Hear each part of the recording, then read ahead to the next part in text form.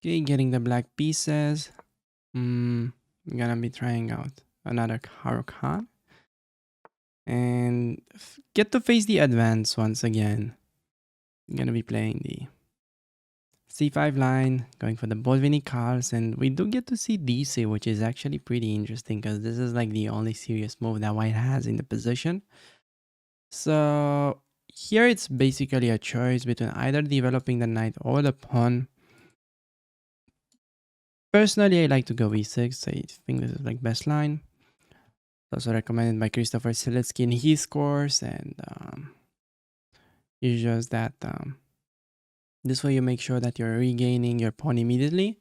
Knight c6, you have to play a lot of positions when you're gonna be down a pawn, which is maybe not something that everyone is down for while playing the Caro-Kann. And here normally people just try to hang on to their pawn with either bishop e3 or with b4. Against b4 we do a5, take that and go b6, and he's gonna lose the pawn. Against this we start with knight d7. Normally people go bishop b5 and then we go knight e7, knight f5. Yeah, he's pinning me, so in these positions, even if we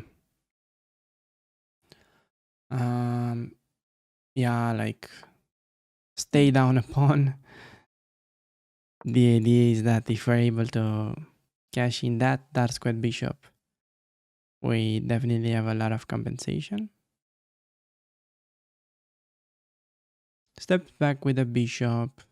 So still I'm unable to take because of the pin. Now, I'm wondering whether we just play bishop e7 and castle. I think that's like reasonable. And then he's gonna have to deal with this threat. g4 always at the very least knight h4. So that's not really like bothering me. Now we have a threat of either taking this. So expecting b4. Maybe then a5 could be a move. Could also maybe strike in the center. I've got many ideas against that. Against b4 also, sometimes b6 is an idea. Maybe queen c7, b6. But it looks like he forgot about the c5 pawn, so just gonna be collecting it. Expecting castle, I'm gonna play knight e4, just trying to cash in the dark square bishop, which is like a pretty important piece. Threatening this move.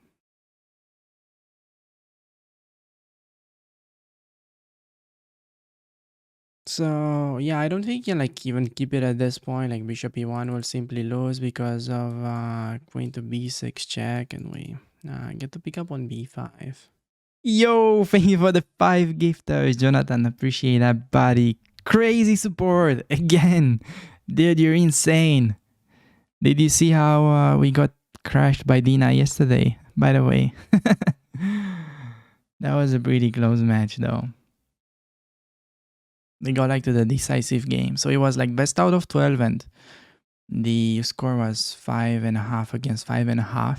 And I lost, but it was like pretty fun match, I think. The opponent actually ends up playing bishop e1, opening up the door for this tactic. So the problem is that knight e4 now protecting the bishop doesn't quite save because of this. Eliminating the defender of b5, and queen e4 not only hangs the bishop but allows bishop c5, pinning the queen. So kind of has to play this move, but just pick up the b5 piece. And against this, as I was saying, when you see a good move, look for better. Gonna go bishop c5 and trap his queen. Probably forcing resignation from what I can imagine. Okay, it looks like we are getting the black pieces, and against the e4. It's gonna be sticking with a Caro-Kann. CD4, is it gonna be the advance? Yeah, it is the advance indeed. And against this, we're gonna be going for the most aggressive approach, just going for the Bolvini cards, exploiting the fact that most of your opponents will play c3, at least below 2000 elo. And if you're interested in like bishop f5 kind of lines, I did that in the previous Caro rating climb. So c5, I think it's the better alternative, especially for low rated players. I think this move just works incredibly well below 2000. Opponent goes c3, we're going to start with knight c6. Important, do not start with takes, because after knight c6, white will have an additional move to play knight c3, and then there's no great square for the light squared bishop. So we start with this, waiting for knight f3 or bishop b5. This happens also quite a lot, and here we're gonna go for one of my favorite moves, which is to go for queen a5. This is not like the most standard play of all time, but it's working very well against this bishop b5 move specifically. Forcing them to take, we take back, and now the idea is that black is threatening to take on d4, and white will be unable to take back with a pawn because of the spin. So a lot of the games will just continue knight f3, cd, knight captures, or bishop d2. This actually happens quite a lot as well. I've discussed this with my students, and they run against bishop d2 quite often, trying to break the pin so they can recapture with a pawn. But now queen b6 is a pretty strong move as far as I can remember. Just double attacking d4 and b2, and let's see if white is gonna play bishop c1 or not. This is gonna be a pretty interesting position. So instead of that, opponent goes b4, which I think is simply dropping the central pawn, which is obviously quite a big mistake that we're gonna be taking advantage of. Hitting not only e5 pawn, but also the a1 rook. So expecting a move such as bishop c3 now, but problem is with that is we can simply exchange queens, go for an endgame where we're gonna be up a pawn, which should be kind of winning, I would say. So let's see what opponent has in mind. He goes for knight a3, which is just making room for the queen to protect the rook. Can pick up the pawn. That seems to be the most natural move to me. Giving a check. Likely to see knight e2, and now opponent wants to castle. I think bishop a6 could be a pretty annoying move for them to deal with. Now bishop e3 kind of forced. But then we're gonna have maybe takes on e2 followed by queen c3. We'll see. Idea with this last move is that we're threatening to take on e2, meaning that much harder for white to castle, and after we do take on e2, queen takes will leave the a1 rook unprotected. So that would be already completely winning for us. We do see rook c1, which is actually a pretty nice way for my opponent to deal with the hanging rook. Now, I could obviously just trade everything on d2, on e2, and then maybe play like some kind of rook c8 move and just make sure the c6 pawn is protected. Don't really want to do that though. I would like to go for something more aggressive, but I think endgame is what we have to go for here.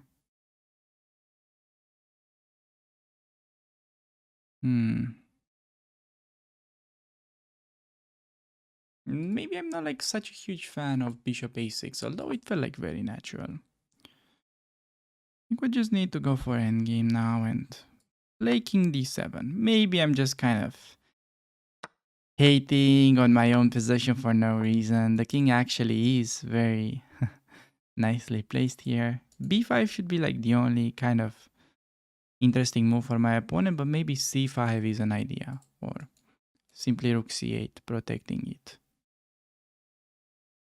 If he doesn't play b5, then I think his position is slowly but surely going to be lost. I have a threat to play e6 and just open up bishop's path.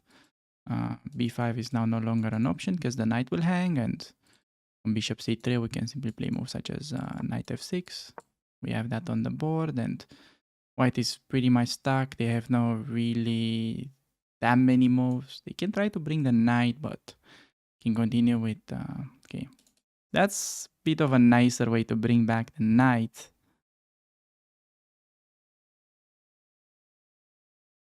I think bishop d6 is quite nice here, just making sure that he doesn't get to check me.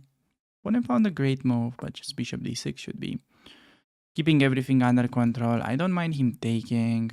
We're just gonna be like pretty safe in that position. And also, more important, we managed to keep the extra pawn. So very important on 95. We're gonna be taking it so that the c6 pawn remains safe. Okay, let's see. Just plays 93.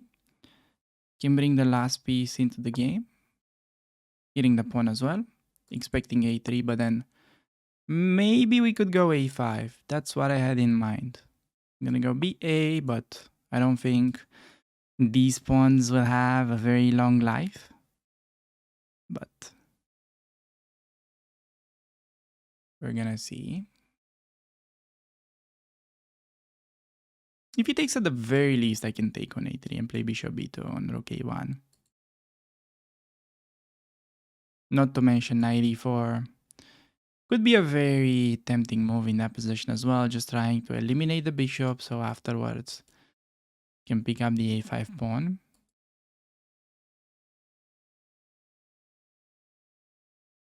So yeah, we just have one of these kind of thematic Caro-Kann games where we're having the extra pawn. We have these pawns in the middle. And it takes a little bit of time to convert it, but it should be done, yeah, quite easily. I'm just gonna keep it very simple, just take the pawn. Again, maybe 94 is very interesting, but I'm gonna be collecting what's free. Expecting rook a1 and just bishop b2. He's gonna take, I'll take back with the rook. Activating it, and yeah, after that, well, very likely to see rook d2 by my opponent. I think we can trade another pair of pieces there with rook takes on d2, but yeah, the idea is that this pawn is gonna be pretty weak. King f3 94 is huge, threatening f2. Yeah, same idea, just activating the knight. Knight c3 sometimes. Yeah, big threat. If f3, I'm thinking maybe just playing knight d6 and literally just try to win this pawn. So he goes knight g4, having a little knight e5 threat. How about we just stop that and we don't have to worry about anything. f3, just knight d6. As promised, and now rook b5, and we literally just win the pawn. That's the plan. If rook db1, instead of taking and rook a5, we can even play rook a5 in the first place, like here. It's like a pretty funny tactical motive. Completely unnecessary, I know, but the brain does weird things. Okay, knight f2. Trying to get it to d3. I mean, could do this. Knight d3 takes, knight c5, king e7. And he's got nothing. So we're just gonna go after the pawn. Also, by the way, could have been interesting to sack the exchange, but I don't think it's any good. Especially with his a-pawn. Oh, so that's a tricky idea, indeed. That's better. Okay, should have paid more attention to this, but I think we're fine. We should be fine. Knight c4 check, king d6, knight b7. Wait, how is this variation going?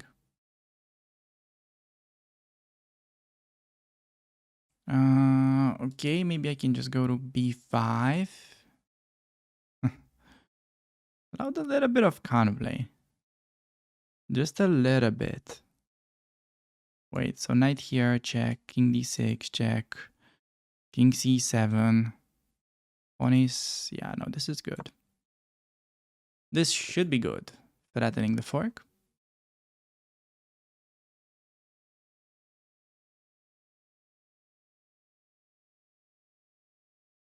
Expecting him to check me. King d6, hitting the knight, check, king there. Pawns hanging, forks looming. I think that should be winning. Okay, just rook e1. Still we can't take because of knight c5, but maybe I can just do king d6 now, and there's no way for him to protect this pawn really, so that should be fine.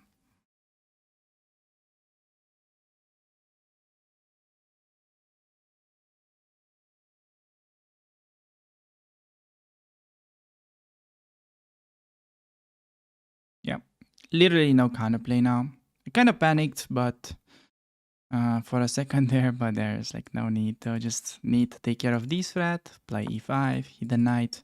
This pawn's not like going anywhere, no need to rush with taking, so just make sure, get rid of his counterplay first. And after that, yeah, now we can definitely give up on g7. It doesn't really feel like such an important pawn. Even though I could play rook a7 and protect it, maybe I can try to take it anyway and push this guy. So I want to be a bit careful. Yeah, I think we just give up g7. I mean, we've got like so many nice pawns here. We don't care about, yeah, g7 at this point. I think it's just about trading a rook, getting into the second rank. Yeah, I think activating is good from what I've heard. And d4 knight e3 would be like pretty nice. Would actually be a very juicy outpost for the knight. Expecting him to check, I'll go king e6. He could check me again, I'll go king f7. He goes back, I go d4. Can play rook c1, but never mind. He goes after the pawn. How about we just protect it? Oh, I missed the check. Gosh, why am I not? Why am I not looking on the board? You never mind, just f4. So we keep pushing. Threatening to get the knight to the pretty juicy outpost.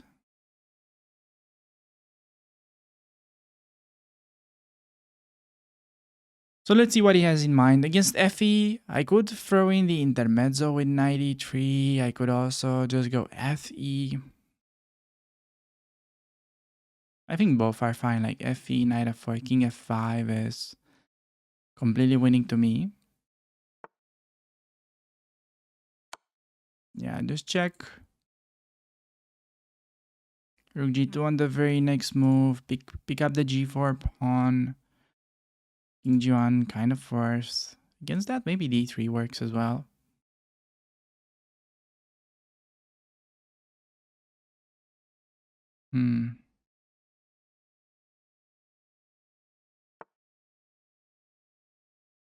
Yeah, I think I'm just gonna go with the simplest. Just go rook g2, pick up the pawn. Even though I could have probably pushed as well and queen. I think this is like simplest and might even show a nice instructive theme after knight g3.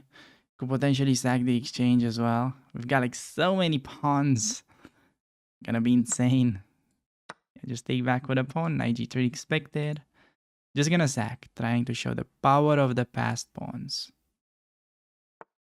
The sack is completely unnecessary, but gotta do it for the boys. Just push the pawn, get it to c2. Can also get my king involved. I would like to get my king involved as well.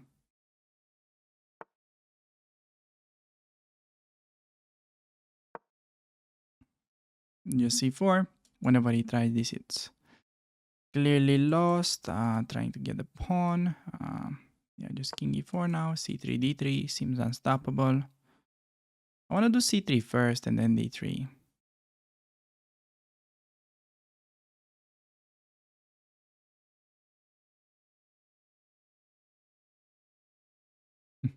Tough for my opponent to make any moves, really. Just gonna push. This is huge threat next.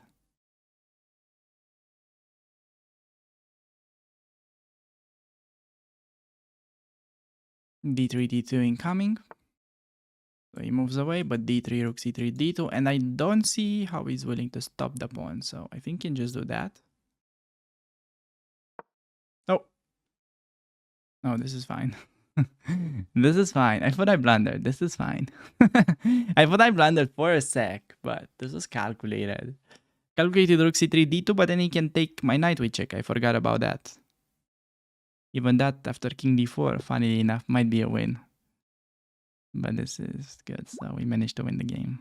Opponent not making any moves. He finally goes e4. little does he know, we're gonna hit him with the Caro-Kann, and we're gonna be playing the exchange variation.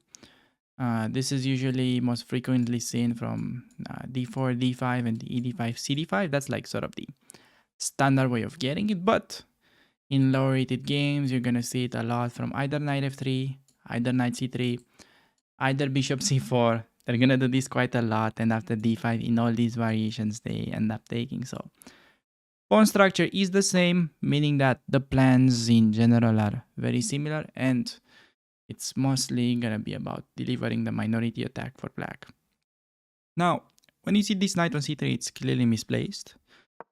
Because the pawn belongs there, and usually bishop goes to f4, bishop d3, knight d2, and the idea for white, like the optimal setup would be to play it like a reversed, I mean not a reverse, but like a normal London system. But after knight c3, we can just even start with the pin, even play knight f6. I think I'll start with the pin. Important that I play knight c6 first and then bishop g4. Common mistake that I see my students making, they play bishop g4, and after h3, white has an idea to go g4, knight e5, which is not the case when you have the knight there because you can take. So important to develop this knight first and then go for the pin. You can just play knight f6, go e6. And on h3, it very much depends in these positions. Like the rule would be whenever they do h3 and whether the light squared bishop is on b5, if it's pinning the knight, then we always take, because if we go back g4, knight e5 is dangerous. Remember, only if they have the bishop pinning our knight. Whenever their bishop is on e2, always just like going bishop h5 should be fine. As a pro tip, in these positions, whenever the knight is on c3, you can kind of get away with taking because one is going to be a little bit weak. So you can definitely do both. Yeah, I think I'm just going to go with takes, honestly, just because the knight is on c3 and we have very easy play. Just go bishop e7 castle and try to attack on the queen side with a6, b5, followed by knight a5, knight c4.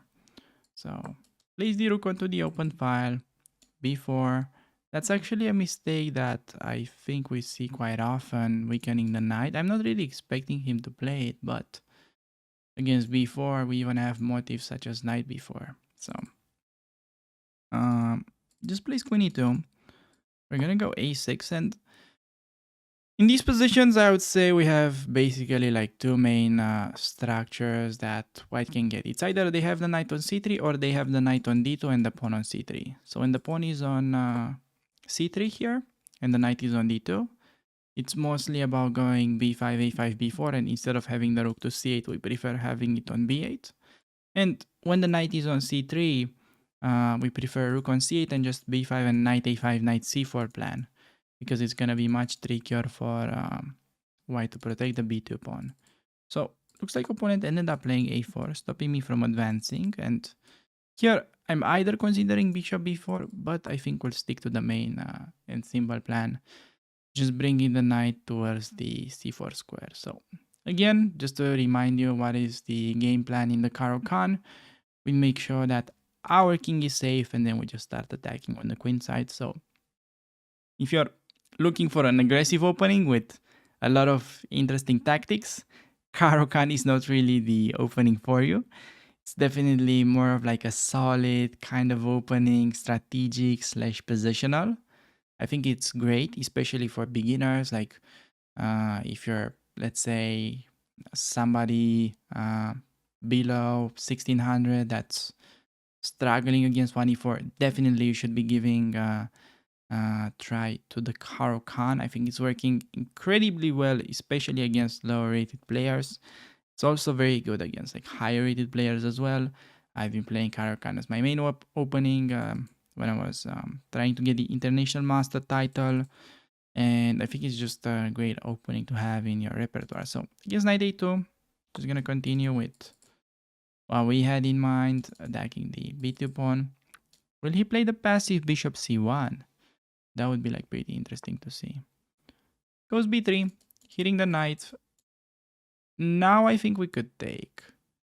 Going knight a3, hitting the pawn is definitely funny, but not a great move, I think. Also, knight d6, knight e4 could be a plan. But I think taking his bishop, definitely sensible idea. Could also just play knight d6, you know. It's not like this is greatest bishop of all time. Um, Pretty tricky decision. If we take, he's gonna be forced to take with the f pawn. After that, we can play queen c7. He thinks c2. He's gonna go rook f2.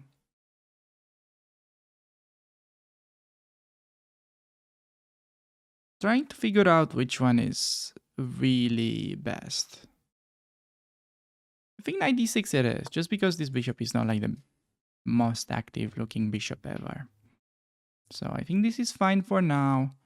After that, we can, I think, place the knight onto e4. And we follow that up with the moves such as queen c7, just putting pressure on the c2 pawn. Hey, thank you for the raid, Alessia. I hope you had a nice stream. How did the match go? I saw you're playing Anamaya, I think. Oh, that went well. Thank you for the raid again.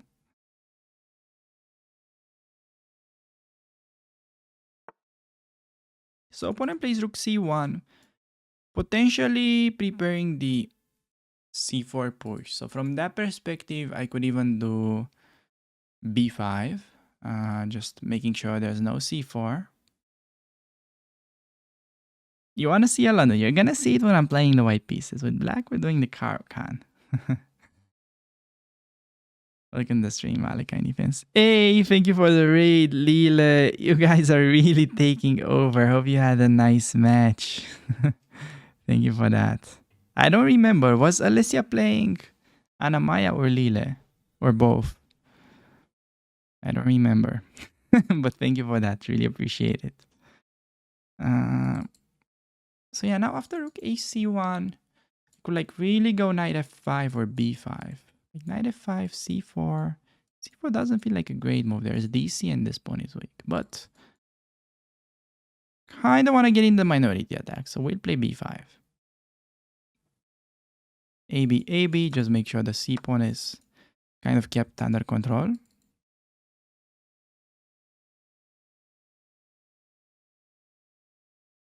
Want to do this next? Okay. Need to watch out for b5 pawn in the first place.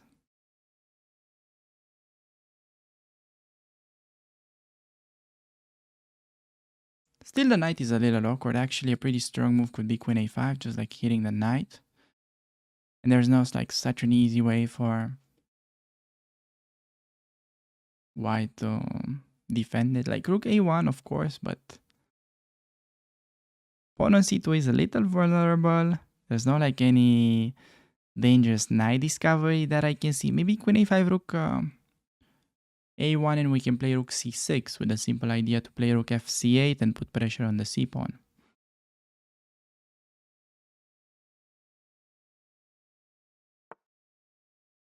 So we see bishop f4.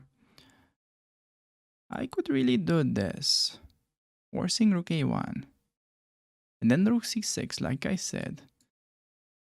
Could also play this move, but pawn on b5 is hanging, so we need to have that protected first. Yeah, rook a1, pretty much like the only move. Don't really expect c3, because that's just going to be a really weak pawn after knight e4, and he has to play this move, after which I think we're just going to be... Okay, even b4 might not be a bad move. Okay, so he just takes. I'm forced to take back. The knight is still under pressure. Rook a1 remains, kind of only move. He could do c4, perhaps. Can he get away with c4? I kind of doubt, so he just goes rook a1. Okay, so now rook c6, simple move. c4, just take and take with the rook. It's preparing to double up onto the open file and attack the backward pawn. He's gonna probably play c3 sooner or later. When that happens, we'll just go queen b6, because whenever he does that, there will be knight b4 idea. So c3 here, just avoiding. c3 also rook a8 could be interesting, because then he never really moves the knight again, because we're gonna be sacrificing the queen for the rooks. Yeah, actually, that's very interesting as well.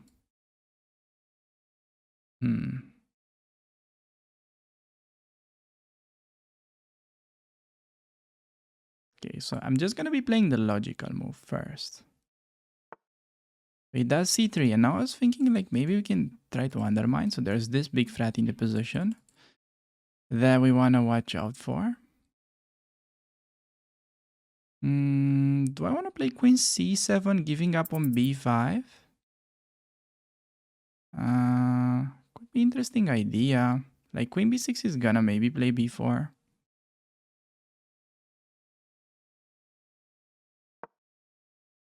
Yes, I'm expecting b4. Otherwise, I'm going b4 myself. Need to speed up a bit. Yeah, but I think b4 rook a8 and we're okay. Also might be useful to make a luft at some point.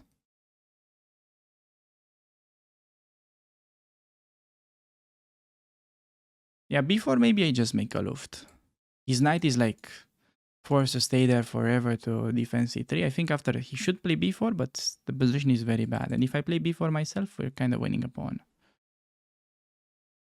So I think I'm just gonna be making a luft soon with something like h6.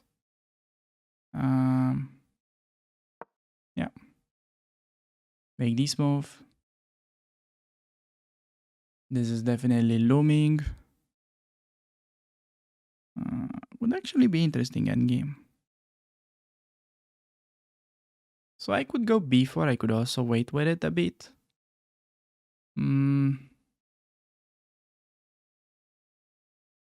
Not super sure. The instinct says we have to play b4 and then trade everything on c1, take rook c1, queen takes, pick up pawn on d4. He's got like the passed b pawn, but should be able to keep it in control, and our central pawns should be stronger. So I think I'm just going b4 if he still allows it. I think it's nice to throw in the luft, but b4 has to be played next. And it's important because if I would have gone b4 immediately, he had queen c8 at the end. So now queen c8, we just have king move. So he plays there, but now b4. And this was weak move because we're threatening so many things. But then he has c4 that I forgot about. What is this? But maybe we've got exchange sack. Surprise exchange sack. We have c3. He doesn't go for it. Now should be easy win. So rook c3. So why is this an easy win? I think we have that. No, that rook c6 and he wins 2 rooks for the queen. That was not easy win. So now rook c3, we could trade. Yeah, for some reason I like this better, but not sure it's the greatest idea. What I see is that this pawn is very weak and would love to reroute my bishop onto it somehow.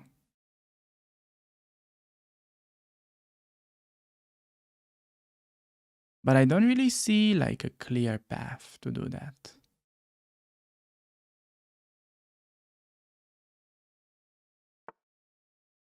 So plays rook d3. I think I'll just do g6, king g7. He cannot take the pawn because then the knight drops. I just want to do this, slowly improve my position.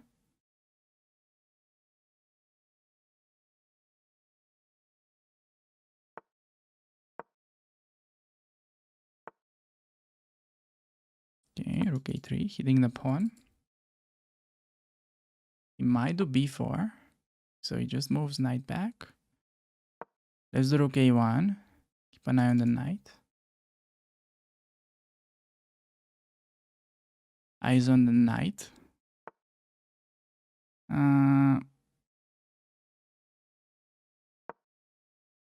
Let's do bishop. It feels like we're activating with this move, even though not like super sure of it. The rook seems to be doing some work onto the second rank. Knight c3, so can take that, could play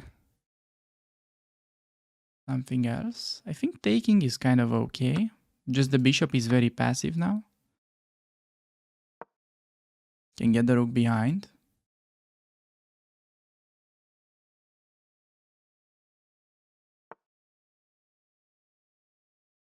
So he's trying some counterplay, interesting.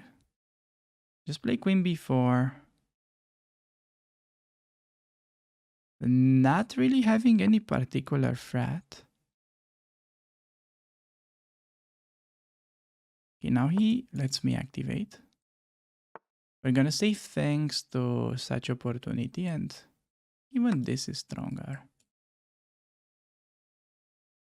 Just check that it's simply king move.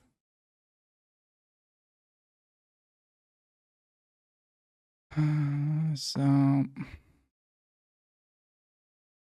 I think just take the rook. Queen d2, force queens off. Hit the bishop, hit the pawn.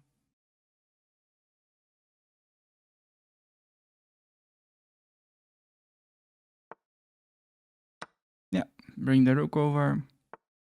Now just start pushing the pawns. Let's do f5, just bringing the king.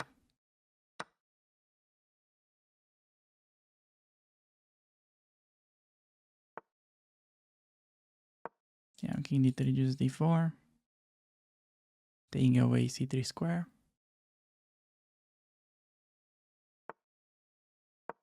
Same idea.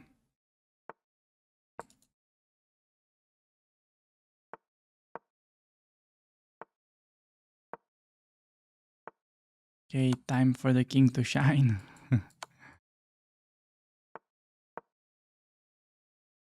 King's been waiting for some time. Bishop has no moves. Watch this.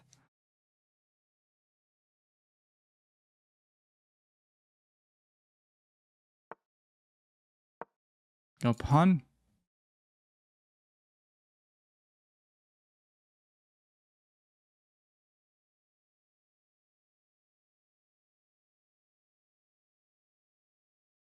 Opponent hoping for stalemate.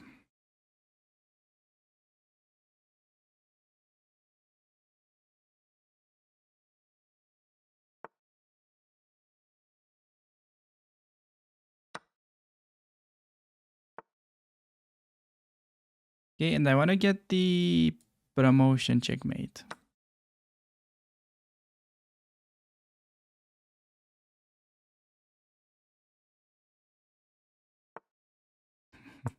He says hello stream in the chat. He's also watching. Nice. Okay, so let's just do it with the rook. So we get a game. Sorry, opponent, if you're watching, you're gonna get your rating back when we're done with this. Thank you for the game.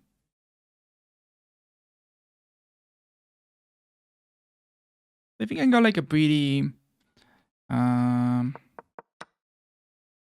okay position. I'm just like curious here whether to take or not. Yeah, so like kind of taking on e3 felt the move. But knight e6 also a reasonable idea. So far you see we just played normal, natural developing moves and it's already -1. Like very simple and powerful opening. And yeah, like the idea was missing was to play bishop d6, bishop b8. Like this is, I wasn't sure. Like his knight is out of the game, it should be obvious. But you just play this and dark squares are weak.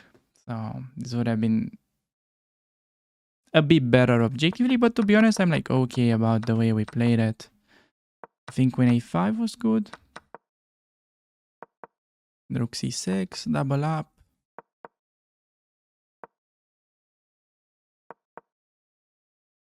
Okay, before c4 I would have sacked the exchange. c4 he should have seen it. It's only move and I would have played this. But okay, there's knight c3 that I didn't see.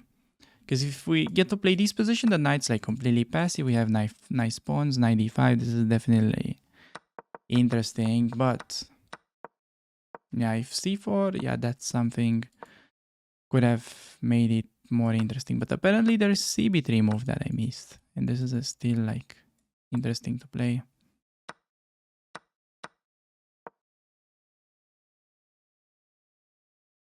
And then just play this position.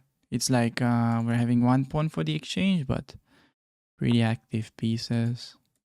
Has to play f3 and then the knight is still like kind of problematic. We're gonna win another pawn soon. So yeah, after that, I think we're very much in the driver's seat. I'm not sure about rook a8 again. Turns out it was good move.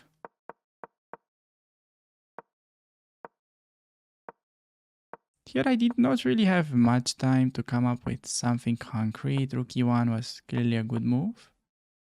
But now, yeah, to be honest, play g4, that was a good move. I'm not sure if this is like even objectively winning anymore. There's no like clear way to make progress, especially if he continues with h4. But he played bishop d1, which really allowed knight e4, and then it's winning. Got 89.5. Pretty decent game overall, even though some inaccuracies were made along the way. Hey everybody, thanks a lot for making it this far into the video. And if you're interested in checking out my London system course, will be the first link in description. So thanks again, and I'll see you around on the channel. Take care.